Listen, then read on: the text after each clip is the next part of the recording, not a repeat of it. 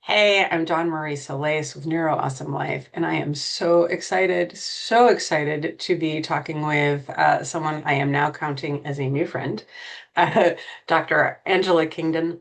Um, Angela is originally from the United States, but is now living in the United Kingdom, and is the founder of Autistic Culture Institute and the host of Autistic Culture Podcast. Listen to the podcast. Very, very good. An author, all kinds of stuff. Angela's amazing. And she's just published this paper about research that she's done that this is how we got introduced. I saw here I've done the research. Angela publishes on Substack, which is a place that I publish on, and I saw it on Substack and I reached out. I'm like, I got to talk to you. Will you please talk to me? And she said yes.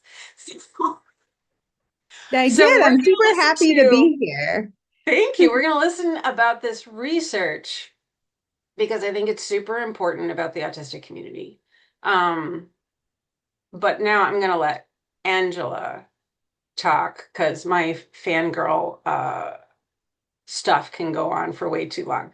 But Yeah. thank you. I'm very excited. I got really excited when you came on because you match your background, and my little autistic My brain just background. thinks that's so Yeah, lovely. I end times.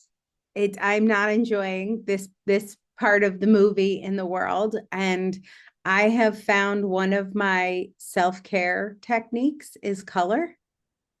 And so I am a girl that has a closet full of black clothes. So I'm fat. I've always been fat. I don't know, but black hides it. I have black dresses, I have black shirts, I have black everything, customary suits of solemn black. I am as one with Hamlet. And I actually have a friend who is an author and also neurodivergent. Her name is Nick Sears. And she has this business, which is called Joy First. And it's all about color theory, like adding pops of color to your living room, and everybody's living rooms are too beige and whatever. And I'm like, girl, like this is not the time to be like joy for like this end times. Why are we talking about pops of color? And she's like, oh no, this most definitely is the time. She's like, this is color is my resistance movement. And so I am like power to the people with my bright orange and bright pink and bright yellow, because you can't have color too. Can't take everything. Can't have I, color. yeah, I'm giving a keynote address at a an autism conference next month, and the organizers and I landed on the topic of how do you have hope? Yeah. Right. And with the things that are going on currently in the United States, all over the world, I'm very, very grateful that I said I'd do this topic Mm. because it's forcing me. You're like, I don't know. Here's my speech. I got nothing. Have fun, everyone. Enjoy the coffee and Kidding tea me? service. Actually, it all sucks. I hope you make it home in one piece, right? Like, you can't. I can't. And I think what you just said is super important that if we're going to emotionally survive everything right now, there has to be something we can do that is self-care like that feels resistant Mm. to the ick. Right. How do I live in not that? At And least some of the time. At right, least some of the, how do I get a break from it? How can I have yeah, even a second of an hour back? Mm. yeah. And part of it for me is talking to folks like you. Mm. It's making sure that voices like yours get out into the world and that, at least one person hears what you have to say. Which, Yeah. having said that, other than what I listed about who you are, is there anything you want folks to know about you before you dive into this amazing research that you did? Yeah, I'll give you two little other things. So I'm running the Autistic Culture Institute, which has the Autistic Culture Podcast. We also have something called Neurodivergent Narratives, and it is a therapeutic writing circle. So it's $8 a month. And we basically do a weekly writing session where we are processing the trauma, often through fiction or kids' books or poetry, but sort of letting some of that go through you, the trauma of the moment, the trauma of being neurodivergent in this moment, but also just the trauma of having an identity that is in the neurominority. And so sometimes we're talking about sensory things, sometimes we're talking about miscommunication, sometimes we're talking about executive functioning. You and I were just talking about we both have time blindness and some of our techniques for managing it, but there's a whole thing that comes, people judging you, people thinking you're disrespectful, people thinking you're flaky, like people thinking you are someone you're not, and then not like not even knowing or recognizing or caring what time blindness is. Like we learn about it and we're like, oh, this explains so much. And then like you try and tell your boss or your friend or sometimes your partner even, and they're like, okay. Yeah, so deal with it. Right. Okay, you have You the know, thing, like a deal lot of with people it. have trouble being on time. Yeah. Thanks. Great. Thank you. So we need to self-validate and then also having the opportunity to share our reading with each other. And then I publish an anthology annually. So our first annual anthology, we've been doing this for almost a year now. October will mark a year. And then I'm going to take our best writing and we're publishing it as Christmas gifts, sharing our experience of what it's like to be neurodivergent through stories and essays. Personal essays are in there too, and poetry. One of our authors runs I think it's called haiku for you, but one of our prompts was on haikus, and she has become an I autistic haiku icon. She has the most incredible Instagram channel that is all haikus about the autistic experience. Right now she's doing a burnout series and they are chef's kiss. They're so good. So that is a part of the work we do.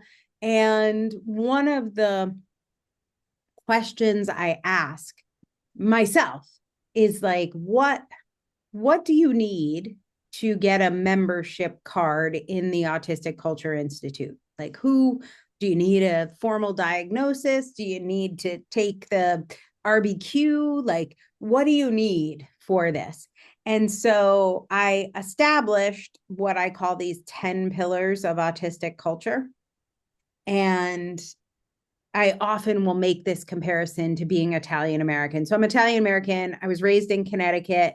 There are two, I thought there were like two groups of people in Connecticut. There were either the Boston, Massachusetts Irish Catholics, and then there were the New York Italian Catholics. Like I thought everyone in the world was Catholic, and we were just divided between the two branches of Catholicism, Irish Catholic and Roman Catholic, which I thought were two different things growing up. So, and the way you identified which club someone was in and what membership card was in their pocket was a very simple question. I don't know if you got it in Pennsylvania, but very simple question, which was Yankees or Red Sox.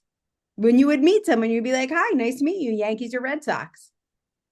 And there was a whole culture, there was a whole vocabulary. I knew, did you go on vacation in Hyannis or did you go on vacation in Long Island? Like I knew so much about you. Or sometimes in the what do you guys have where the whirlpool love tubs were? That's where we all went. I'm in In New York State, not Oh, you're Pennsylvania. New York So, State. yeah. Yeah. So, but you still got some of this, I think. Well, I Where was actually spent 2 of my high school years in Greenwich, Connecticut. ah So I know a little bit about what you're talking about. And at the time, I don't know what Greenwich is like now, but at the time, Greenwich was where the fancy people lived, and I Yeah, was I a was going to say we scholarship call kid. that the other we call that the other Connecticut. Yeah, I was a scholarship kid with my hand-me-down clothes and Were you at a boarding school, like a I was Connecticut at a boarding boarding school? school in Was it Greenwich. Miss what's her faces? Miss no, Porter's? Not Miss Porter's. Uh, um so yeah, I'm from, but it was really funny because yeah, people would ask you that question and I would be like, Mets, and people didn't know what to do with me. No, Mets, we don't have the cultural code. So that's such a great way to explain the 10 pillars is for me, I have this code. I know what the answer to that question means. I've never seen a baseball, like actually the only game I have seen is the Mets at Citi Field, but That's I've never hilarious. seen a Yankees or a Red Sox game. I don't watch baseball generally, but that's not really what the question was. The question was, what's your culture? Right. And there's so much conversation right now over like, what's the cause? What's the solution? What's the diagnosis process? Is there overdiagnosis? Is there misdiagnosis? But nobody did that about being Italian American in the 80s in Connecticut. Nobody was like checking my DNA. Like I could have been adopted. I was still on the Yankees team. Like I Yeah. still met that call. I didn't have to prove it. And so I think it's very interesting. I'm like, what is under, and this is getting to what my research is about, but like, what is under this diagnosis? Everyone wants to be diagnosed.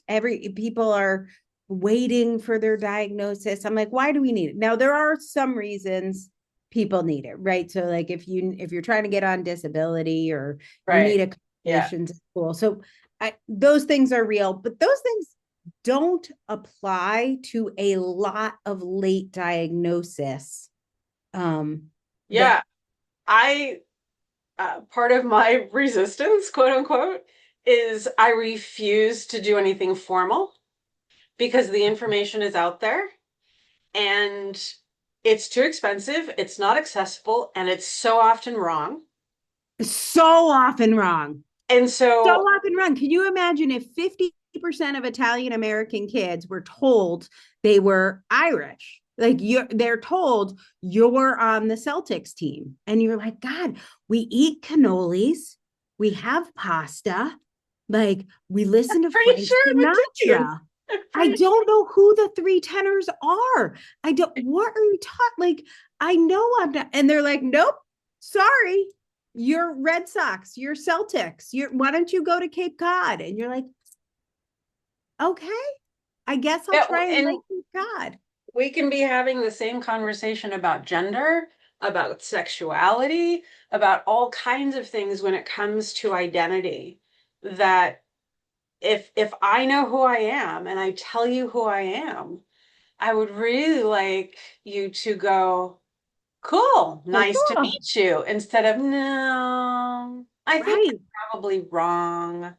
You You're don't wrong look about like that. what You I don't think of. you don't look Italian to me. You have Right. blonde hair. Italians have darker skin. Your skin's too fair. Oh, thanks. Are you, are you an expert? Like, what are you talking about? So I did research and I actually, so there's a whole nother story to my research, but I did research on the validity of self-diagnosis, but really on the accuracy of self-diagnosis. And this was one of the first revelations I had. I got into like some weird academic, I don't know, got in trouble with various people because we had to like review our proposal with a committee of professors. And they're like, well, this research has nothing to do with whether self identification is valid or not. And I was like, oh, it doesn't? That's what I thought it did. And I was like, I must not know what diagnosis is.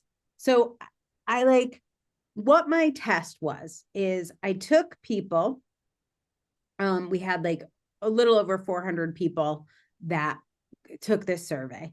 And I gave them a 10-question, known, proven, validated self-assessment measure called the AQ10. I don't really like it. It's a relic of Simon Baron Cohen, but the reason I used it, you don't always get choices in research, is because it's valid and reliable. So it had been done lots of times, right? And 400 people take this, and we ask them, do you have an autism diagnosis, and do you identify as autistic? So we came up with these 3 groups: people that were only self-identified, people that had a medical diagnosis, and people who I said, I'm not autistic. And then we looked at that and we compared it to the AQ10 scores. And the numbers were like phenomenal. Like, it wasn't even close. If you are autistic, you diagnosed or self-identified, your score is the same on the AQ10. And if you are not autistic, it's different. And just to give you a measure, I think it's like 7.69 or 7.71 was the average score for autistic people in those 2 categories. And non-autistic people, the score was like a 4. Like a 4.3 or something like that. Like, very, like, not even close. You don't even have to know statistics. You just look at it and be like, oh yeah, that these 2 are the same. This one's different. It looks really pretty in a picture. And I presented that to my committee, and I'm like, and so we see, voila, hence, therefore, self-diagnosis is valid.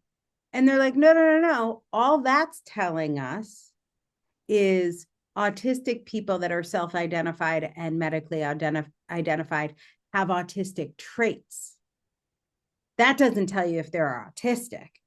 That tells you they have autistic traits.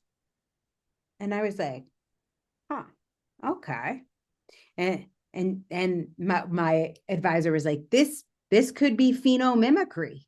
I'm like, that is, they like to throw the word salad words at you just so you're like, I'm like, oh, phenomimicry. You like look that up, and they're like, okay, so people are faking that consistently, or all those people are bipolar and they happen to have the exact same symptoms, or they're ADHD or something. So they're like, we don't know that this is autism. This could just be something that looks like autism. Which would make sense if there was a blood test for autism, Right. right? Because, if we can go, there's the gene, there's the whatever, and we can see it Right. physically, then okay, you didn't do physical tests. You did Right. self-report tests. Right. The problem is the DSM-5 is entirely about self-report. Right. Well, or them observing you playing with a Batman figurine. Right. Because Well, of that's your one of the child, yeah. ADOS. Yeah. Yeah. Oh, no, they make adults do it too. It's wild. So I thought You this don't, is I wouldn't be playing with it. right. Well, that's how we know you're autistic. So welcome. Please I'm do. I don't diagnosed know with what you it. want me to do. But they got very vociferous in making this point. And I'm like, why are we, this is just interest. Let me observe this as an observer. Why are we, if you think about Italian traits, so we talk loud, we talk with our hands, we dance the tarantella, we eat cannolis, we make pasta. Like, if you like, these are all stereotypes, but if you, and somebody was doing all of those things, right? It's a Korean girl. She was adopted as a baby, but she speaks Italian and she calls her grandmother Nani, and she collects the chicken eggs and makes pasta and all the things we do, drinks espresso the right way. Um, can she be a tech? Like, do we need is her DNA test important at this point? Is the blood test important at this point?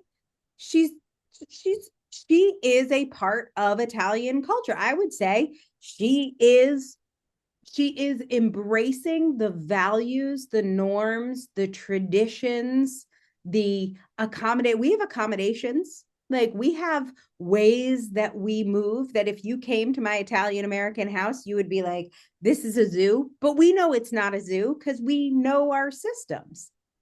And Part of what's she would going know part of what's going on politically right now all over the world that. Mm, is that there are people who are going to hear what you just said and say, just because a pigeon looks like a duck and walks like a duck and quacks like a duck doesn't mean it's a duck.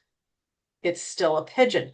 The purest perspective that's going to say, my niece, who is adopted from China, but is being raised by her Jewish family and is Jewish and identifies as Jewish.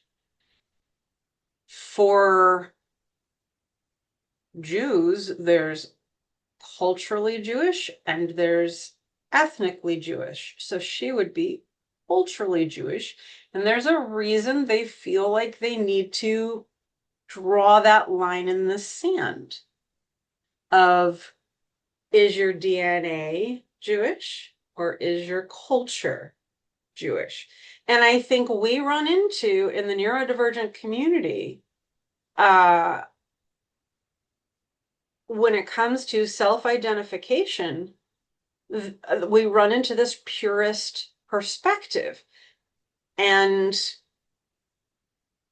because the identification of autism basically started in Nazi Germany by the sorting of children, whether they were worth their life or not. We don't have, we have a really tricky past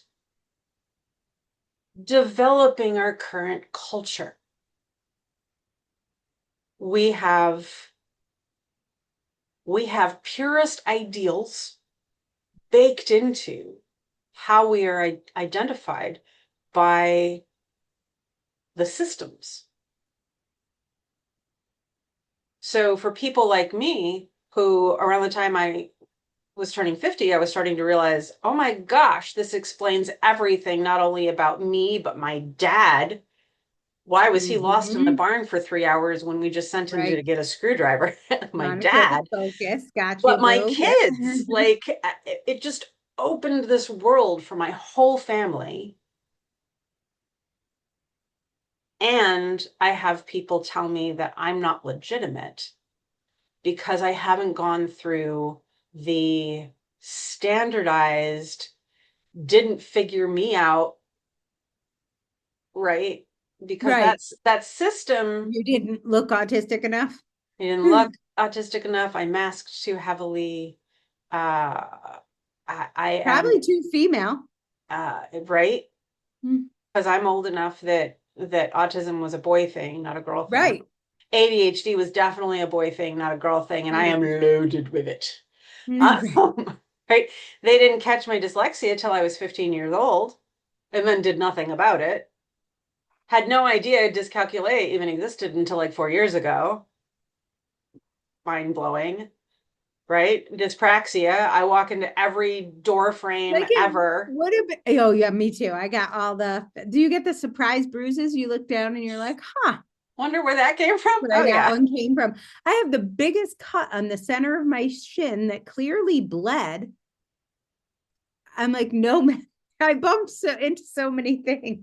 Yeah, my foot Thank God hurt I this don't morning. I also put have my sandal leprosy. on and went ow and looked down and I have a bloody spot on my foot. I'm like, I don't even know where that came from, but it's Missed it. evidently been there for a minute. Yes.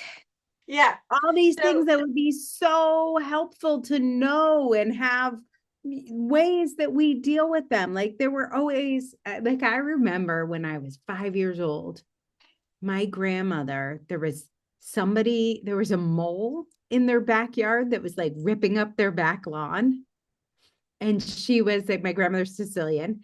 And she sat me down and she's like, look, you are going to have neighbors that curse you, by setting, like curses, putting spells on your house, and you'll get moles in your backyard or whatever it is. Your roses will die. Sometimes that happens, or your trees will get bacteria, and you have to know how to put the evil eye on them. So she like sat me down and now, like, obviously I don't believe this, but it is like a cultural coping method in all the upheaval in Italy, and the questions over who owned what property and family fights.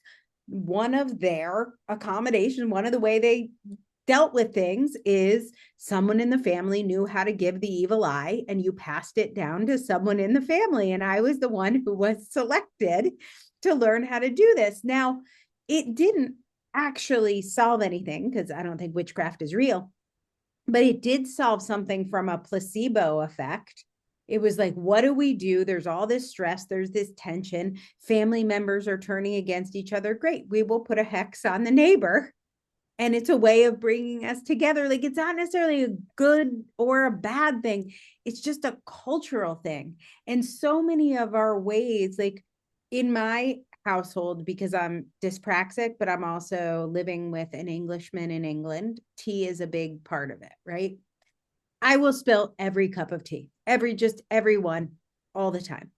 And so I make the tea. My husband carries the tea. We don't talk about the tea rules, but it's like everybody around me knows I am dyspraxic, and they don't expect me to carry things. When did that start? After I turned 50. Before I turned 50, I was handed things to carry. I dropped them all the time. I felt like such a loser that I couldn't even carry. I cannot carry a glass of water. I can't do it. And that's how bad of a person I am. Like, just kill me. I have no worth as a human. I cannot walk with a glass of water. My mom would say, you can't walk and chew gum at the same time. No, I cannot. That is correct. That would be true. That would be true. What other And facts shall we state today? right. But it's like, what? It's not expensive. It doesn't cost the government money. In my case, I am able to earn enough money that I don't need disability, partly because I have these accommodations. I couldn't be a waitress like that. Serving food would not be the winner for me. But it's like, because we know these things, we have accommodations. Who really cares what if there was a simple, one prick blood test for autism? Who cares? I still need these exact accommodations. I'm gonna need these. So your advisors tell you you need more in order for them to be convinced of your findings. What did you do? Yeah. Well, despite these similar characteristics and the same intensity, without a clinical assessment to verify these traits reflect autism and not something else, how can we know what type of support would be beneficial for them? A proper clinical assessment would hopefully reveal some differences in the behavioral expression of these traits. The whole thing is a test of the behavioral expression of these fucking traits. What are you kidding me? How do we not know what supports they need? I know what supports they need. I can figure it out. Let's say you're non-speaking. Great. Let's identify the ways you are communicating. Because if you're not speaking, I bet you're communicating a whole bunch of ways. And then let us communicate back in the ways that work for you. Right. So if that's Gestalt language processing and you're repeating something from a movie, well, let's watch that part of the movie so we know what you're saying. I just did it. I don't need it. I did it. It's done. What are you talking about? People are people. Look at them and support that. What? So I changed the name of my paper to say, okay, it's not that self-diagnosis is valid. It's that self-identification of autistic traits is valid. Right. And then I went on in this paper, which, by the way, you can find this on my Substack, which is autisticculture.substack.com. And we'll make sure that we include the link in the YouTube stuff. Yeah. And you could see all my very pretty charts that were so fun to make. But yeah, at the end of it, we know that humans are good at identifying if they have autistic traits. And we know ways of managing many autistic traits. Some of them, and I've heard somebody say about half, so we'll go with that, but that's not a scientific number. Half of these can be addressed without a formal diagnosis. So, my proposal at the end of my paper in the implication section is let's just start with those, put people on the wait list for their diagnosis, like, sure.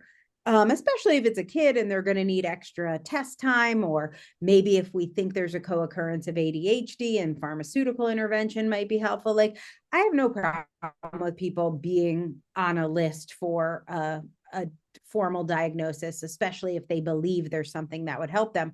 But let's start with the at least half of things that might help you. So taking a sensory inventory and learning how to adjust some of those things, change your light bulbs, get a sleeping mask, get earplugs that work for you in a way that works for you. Like, let's look at your executive functioning. Maybe you need better calendaring. Maybe you do need a body double or someone to help you with your calendar. And it's to the level where that could be a 15-minute check-in with someone who loves you every day and not so taxing that you would need to pay someone for that service. So I have a Google Calendar. My husband has access to my Google Calendar. And in the morning when we are having tea, he'll just sort of rattle off my calendar to me, but it's just a conversation about our day. It's not very pathologized, but he's like, hey, you probably know I have to go to the doctor's today at 2:00. You have a call at 2. So if anyone knocks at the door, you should just be aware we're expecting a FedEx. Great. My brain wouldn't do that otherwise. And then when he walks out the door, he'll send me a text message and say, remember, you're on a call, but listen for the door. I'm not here. The FedEx is coming. That Yeah. is something he does in our relationship. And I I'm do very that lucky. for my husband. Like, bless. Yeah, because when you're in a household of fully neurodivergent people, it can be very, it can But there are be things I do for challenging. my husband. Like, we Right. are both neurodivergent, and there are some read the room social choices that maybe it's because I was socialized as female, maybe it's because I gave birth to and raised children. Like, there are things that he does with children that I'm like, just gonna step in here, just gonna whoopsies. Like, Yeah, I so used to have to do that for my dad. My right. and my dad would look at me like I had 10 heads. I'm like, Dad, like socially, that no. We don't grab strangers' children. We're Like, gonna don't pick not them do up, that. don't kiss No, them. Don't like, no. I'm just trying to be sweet. I'm like, I know, Dad, and you are sweet and you love the kids and you're freaking people out. Stop See the it. eyes with the big eye. That's a good size. So I will have his back as much as he has my back. Now there are a couple places where we both have the same kind of support need. Yeah. And that's where, like, my sister or my best friend might get involved, or there are different, sometimes they don't all get addressed, but many accommodations can be made. I can, if I needed pharmaceuticals, like that, I'm not going to get that prescribed. I actually do have a formal diagnosis, but I didn't do the things to port it to England. Yeah. So, and I don't have an ADHD diagnosis. So there's really no pharmaceuticals for me. So, okay, there are things where you will need a diagnosis. They're ridiculously priced, they are almost always wrong. And the thing that's going to give you the most protection to get a reasonably priced and accurate diagnosis is you knowing your own autism traits and your own support needs. Because if you walk into that session, and so in my in my research, what I reimagine is a care process where during your annual physical or any sort of checkup that you fill out an AQ10, which is 10 questions. It takes 3 minutes. And if you score over the threshold, which is over 6, you are given a courses online. There in England, we have the NHS app where they're like 3-minute classes, courses online, and some pamphlets or information for how to address your sensory executive function and other common needs that all autistic people have and need to learn for themselves. Put you, if you're over a 6, put you on the wait list. Doesn't matter how long that wait list is, because you've got plenty to keep yourself busy. And you are moving towards, okay, if you need some of those other accommodations.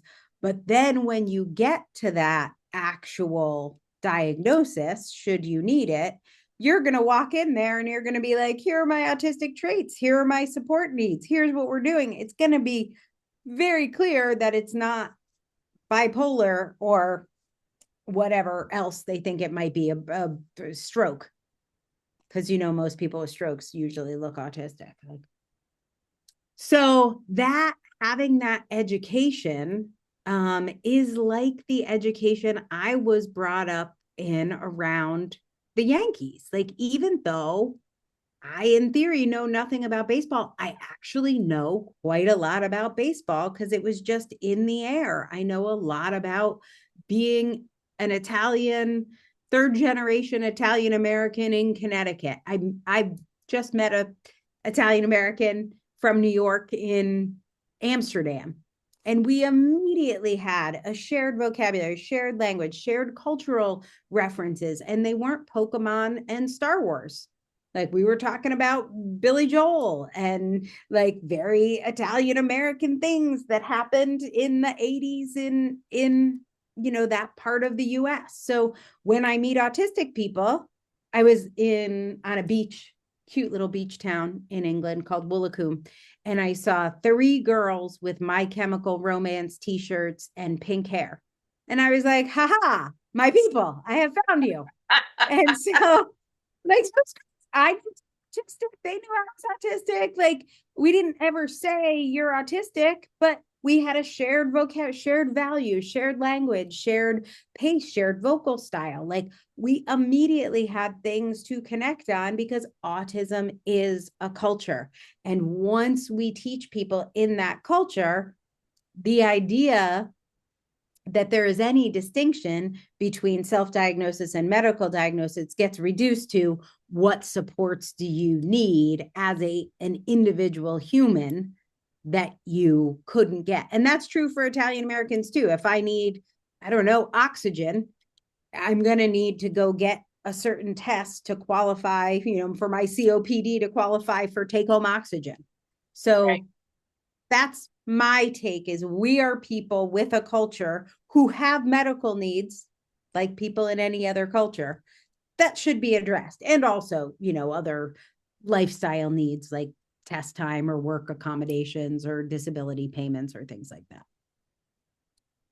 So, one, thank you for the research that you did. As somebody who is using my self-identification as a form of resistance, I really appreciate your research. Yeah. Um, Two, thank you for being willing to stand up for your research as valid and valuable in the face of the powers that be saying otherwise.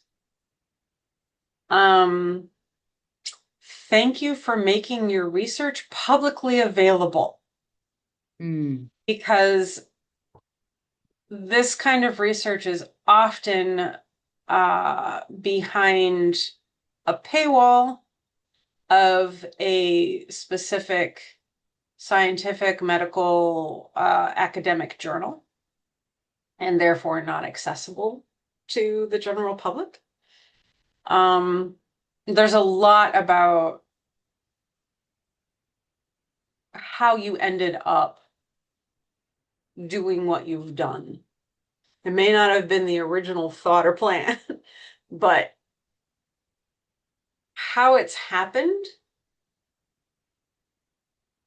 is a really good thing in my estimation. Mm. Um,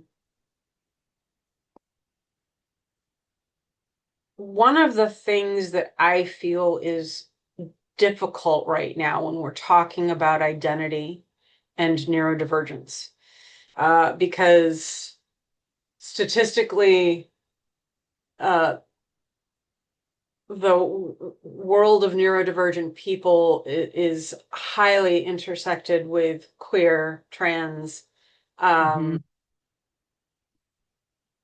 every corner of the world. There is not a culture or a DNA set that does not include autistic, ADHD, dyslexic, etc. people.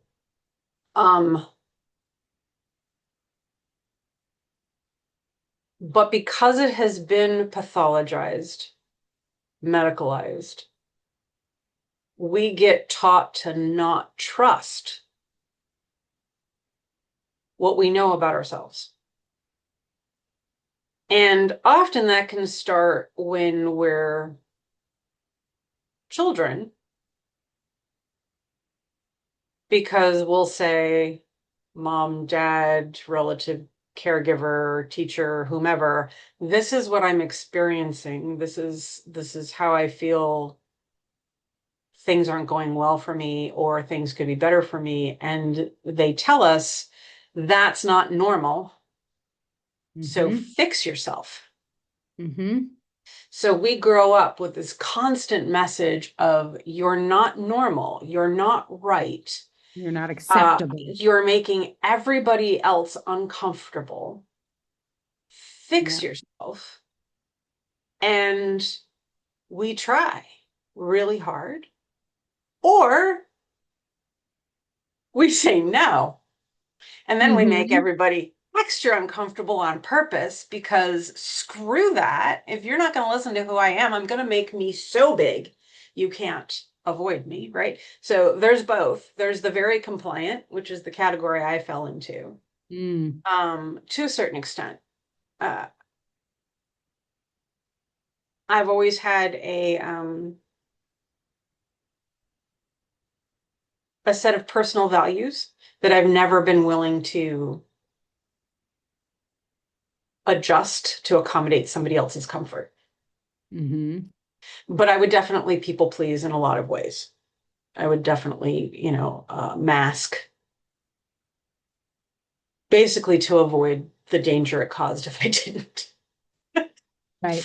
Um, but when we have these systems that tell us there's only one right answer to any question, and you either get it wrong or we hate you, right? That's our education system, at least in the United States. One right answer to every question. You will be told that answer. You will not think about it or intuit differently. Right. And who you are is not relevant if it doesn't fit the very narrow categories we have set up as appropriate. Mm-hmm. Which basically, those three things takes the neurodivergent human and traumatizes them. Yeah. That's exactly right. There's no way to avoid probably chronic PTSD Right. because you are just baked in wrong. Much. The crazy statistics that have been coming out over the last 3 to 5 years about autistic girls and women, assigned female at birth humans, um, being upwards of 70% likely to have sexual trauma if they're autistic, Yeah. right? Like it doesn't even touch the trauma that we socially accept as trauma. It doesn't touch that we're more likely to be physically abused. It doesn't touch that uh, you And build into friendships. people behaviors that will be misidentified later as borderline personality. Yep, exactly. So for me, my original desire in the world was to be part of education. Because I looked at education and went, it's not working for me. I don't see it working for too many people. The grade is irrelevant. I know how to get the grade, but you haven't taught me anything. I'm gaming the system constantly. So I had no respect for education. And I was dyslexic. Nobody knew basically how smart I was because I was having to fake it where reading was concerned in so many ways. Um,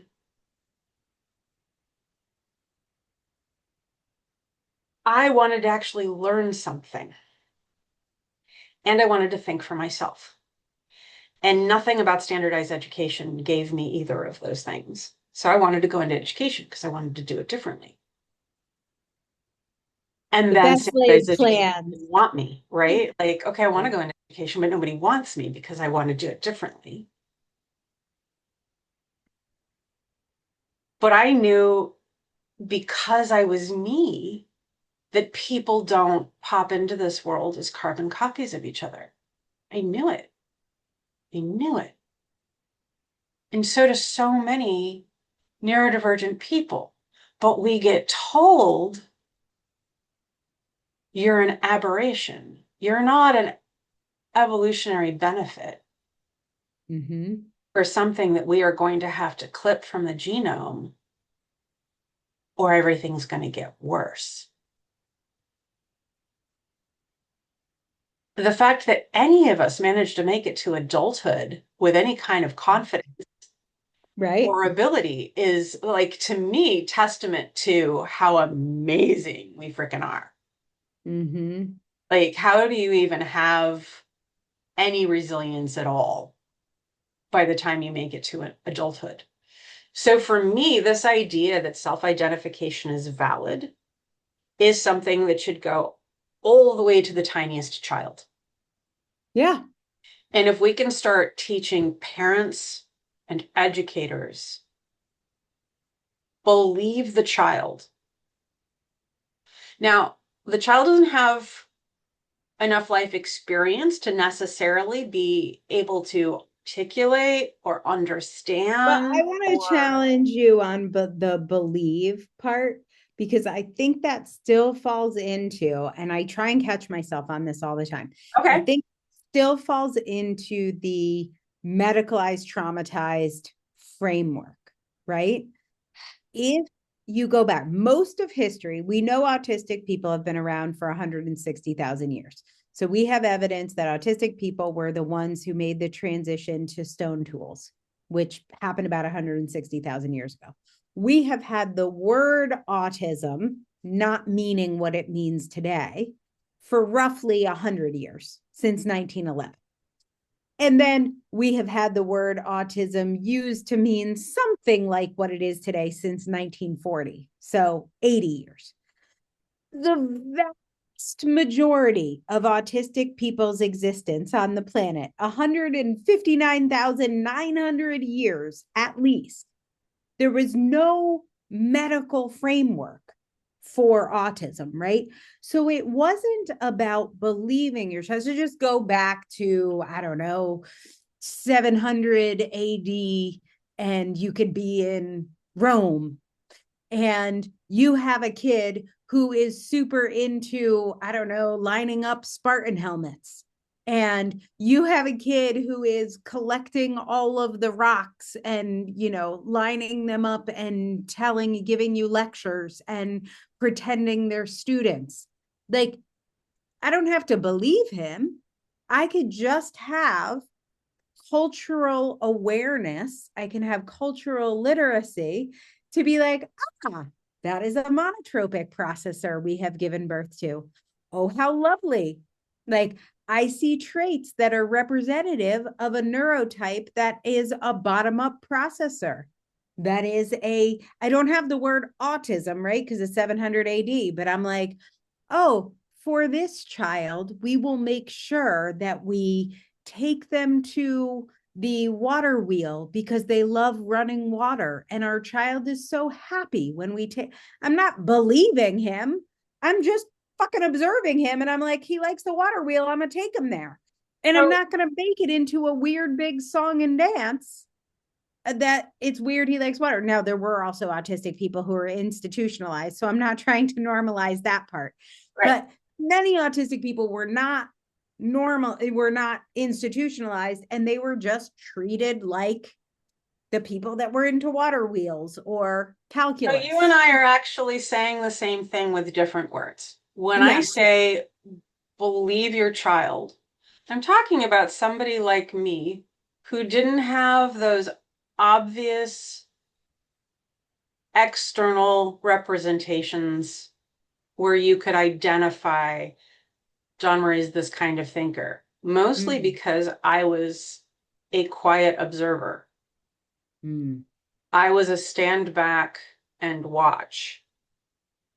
And the only thing anybody saw about that was I wasn't participating. were you labeled as shy? No, No. no one would have ever identified me as shy because Oh. the second there was anything that sparked my interest, or if I learned a social rule, Mm, I would participate. But mm-hmm. I was observing. So anytime I was in observer mode so that I could learn what was happening, Yeah. I would get criticized for not participating. But the second I felt like I learned, I would step into Then it, you would jump right? in. And Right. so stepping in was often a large presentation of self, right? I would sort of take over the room. Oh, I've learned the thing. So now I'll come in and I will take over. Right. So no, nobody would have thought of me as shy, not even a little Mm, bit. I interesting. I was terrified of social interaction, but nobody knew that. Huh.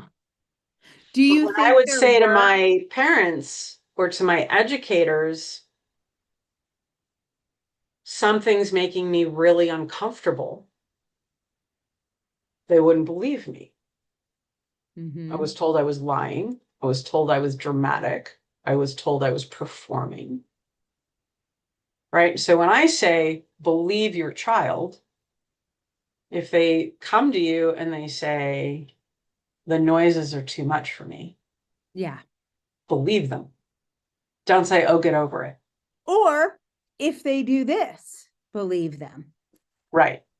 Mm-hmm. And for me, doing that, I was being dramatic. I was putting on a performance. Histrionic. Yep, I got all that too. Um, so you and I agree with each other.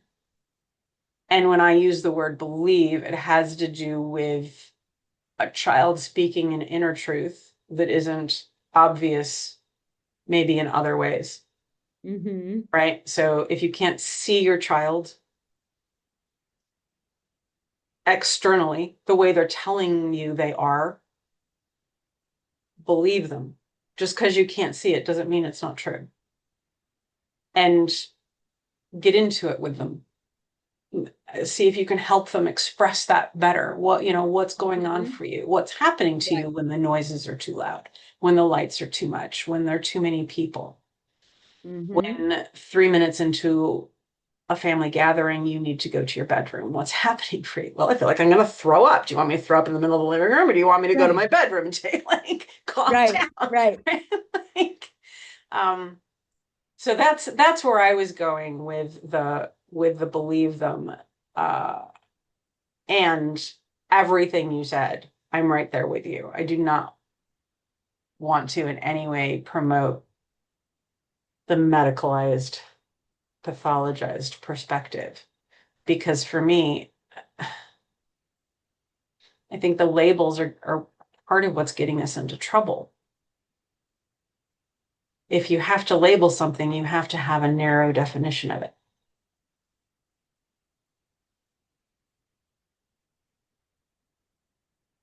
Even when you were talking about autistic cultures and you have 10 pillars, right?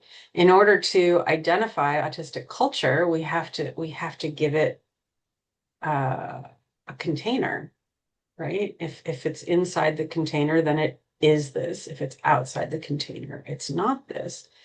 And those are valid and valuable things to do. And it's always going to be tricky, at least from my perspective, because anytime we make a rule, what do we do about the exceptions? Every rule has an exception. Right.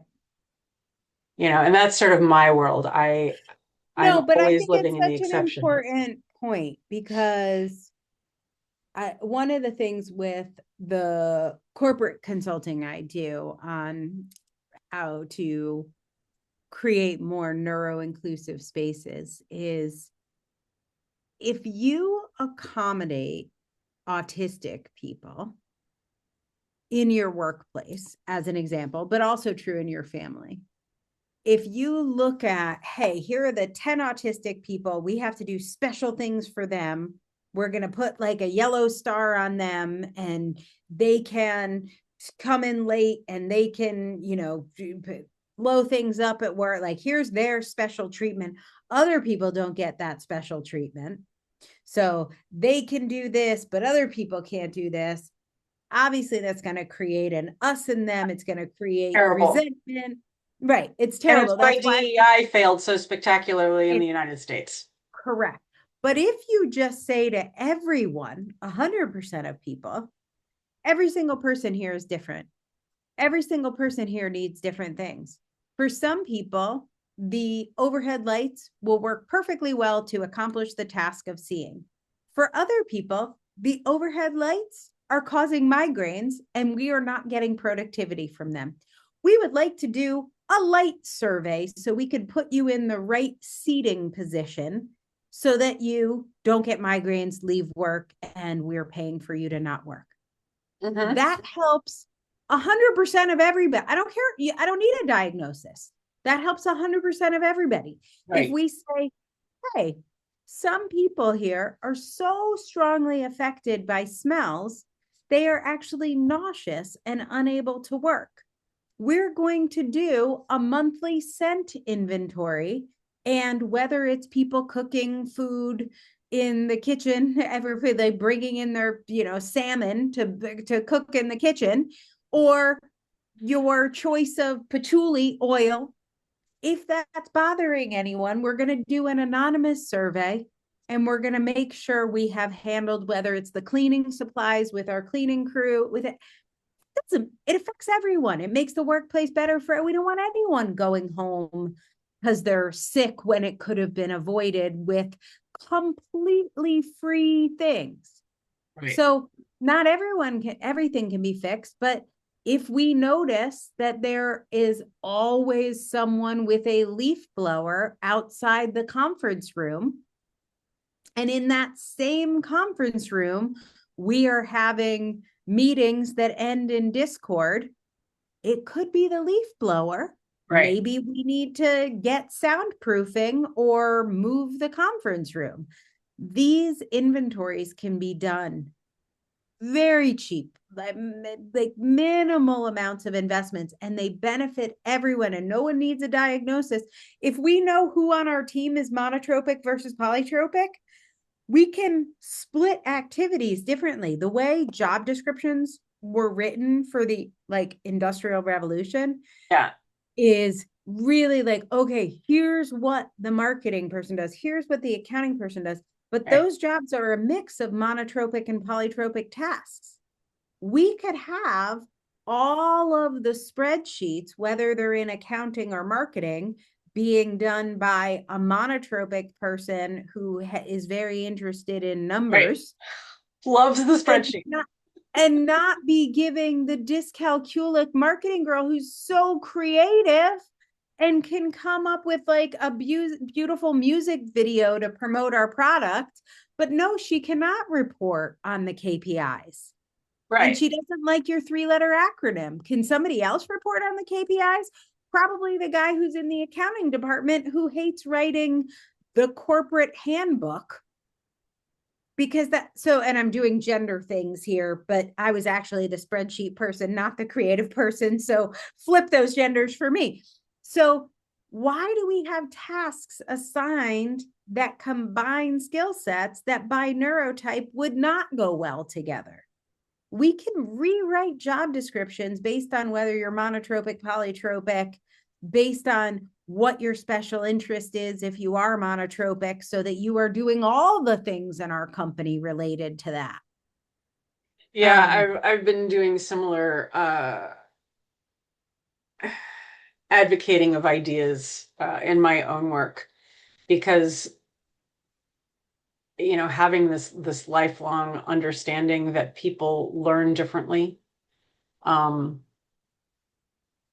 what we can learn we can do, um, and what we can't learn we can't do.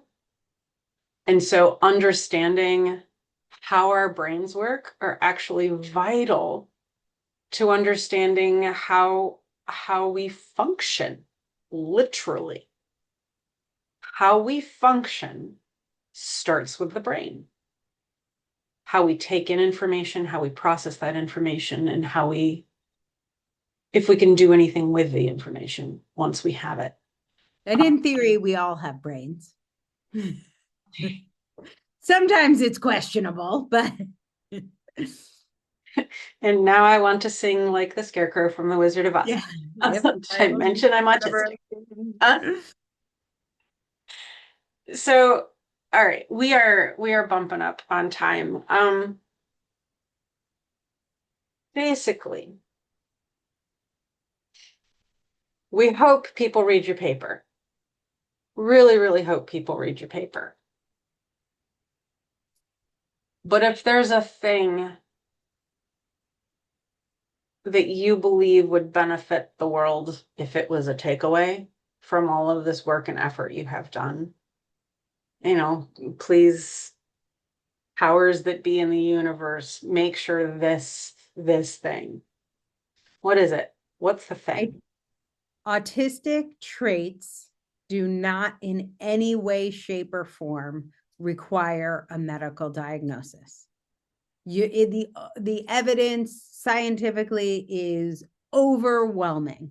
If you would like to find out if you have autistic traits, you can find that out today in a simple 10-question test. And if you're not sure you believe that one, take 3 simple 10-question tests. It is very, very easy to identify if you have autistic traits. And if you have autistic traits, you should put into place autistic supports to make your life better. And that's really the takeaway from the paper is there is absolutely no positive added value from a medical diagnosis in terms of identifying autistic traits. No value. And probably a negative impact, because they're very likely to say, based on spending 4 hours with you instead of spending your whole life with you, which is what you've done, they're more likely to say, oh, no, that's probably from the car accident you had when you were 4. Or some stupid shenanigans because they don't actually know you or care about you like you do. So get someone who loves you and knows you to help if you want some support and assistance. Get some tools that are online for evaluating your autism. I have the Autistic Culture Quiz, which is at bit.ly, so bit.ly/autistic culture quiz, all one word, all lowercase.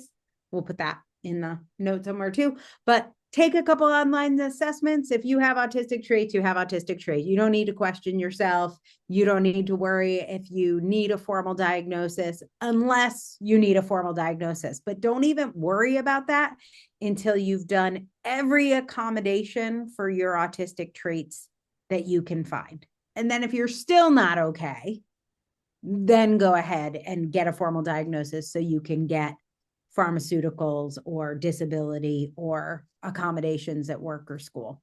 But I will tell you, if you do most of the free things that do not require a formal diagnosis, you might not even need those other things. So do the free ones first, just to find out. That's So awesome. that's my 2 cents. You do not need to doubt your self-identification for a second. It is not even close. Go look at the picture, even if you don't want to read it, because it gets sort of mathy. But if you just look at the picture, it's right on the homepage. It's the lead picture of the article about it. And you'll be like, oh, these two are the same. This one is different. So yeah, that's what I have to say. There's no need for the imposter syndrome that you likely have if you are someone who self-identifies. That is coming from a system that you are not getting value from. It's not a helpful system. Love it. Love it. Thank you so much. I can't wait to talk to you again because just in this conversation, I thought about at least 20 other topics you and I could have fun talking about. So I hope we get to do this again. Um, Excellent. And my, I am really excited to be here and be part of this conversation so people can track me down. Best place to find me is on Substack. So autisticculture.substack.com. And there's a button somewhere where you can just message me. So if you want to talk at me, Substack is the best place to talk. Talk to me. I love hearing from my neurokin and those who love us. Beautiful. Thank you so much. Thank you.